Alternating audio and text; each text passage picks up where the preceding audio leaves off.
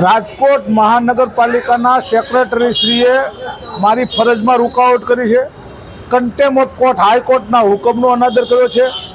એણે સેક્શન ઓફિસરને પત્ર લખી અને નામોદિષ્ટ અધિકારીએ જે અમને ગેરલાયક ઠેરવ્યા હતા એની પાસેથી 6-3 પહેલાં જવાબ માગ્યો હતો.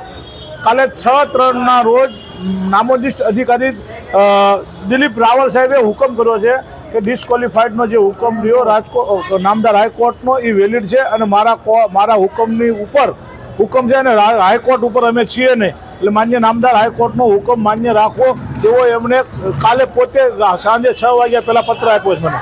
એ પત્ર લઈ હું આજે સેક્રેટરીને મળતા સેક્રેટરીશ્રીએ મને જાવતા રોક્યો છે અને મારી ઉપર દમન કર્યું છે, મને કાઢી મૂક્યો છે, પોલીસ દ્વારા પકડી અને બહાર જેમ તોમતદાર હોય એમ લઈ ગયા હતા. એની વિરુદ્ધ હું અત્યારે એ ડિવિઝન અંદર અરજી આપી છે ફરિયાદ કરવાની.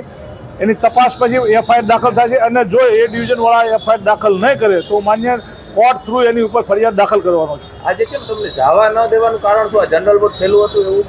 ગુજરાતના તત્કાલીન મુખ્યમંત્રી હાલના વડાપ્રધાને રાજકોટમાં 11 વર્ષ પહેલાં જાહેરાત કરી હતી રિવરફ્રન્ટની, આજી રિવરફ્રન્ટ, જેનો મુદ્દો મેં લીધો હતો. જનરલ બોર્ડમાં પ્રશ્ન પૂછ્યો હતો પરંતુ એ લોકોએ મારો પ્રશ્ન લીધો નથી.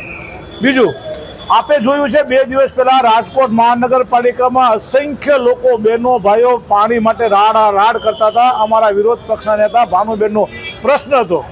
એમને ખબર હતી કે વસરામભાઈ અંદર આવશે તો એ પ્રશ્ન બાબત પર ઉઠાવશે અને ગુજરાતના હાલના મુખ્યમંત્રી છાપાં ટીવી માધ્યમમાં એ બતાવવા માગે છે વર્ચ્યુઅલ, જે 2 મહિના પહેલાં રાજકોટ મહાનગરપાલિકાએ કીધું 2 મહિના પછી મે મહિનામાં અમને ટાઈમ આપો જેથી અટલ સરોવરનું કામ અમે પૂર્ણ કરી નાખીએ.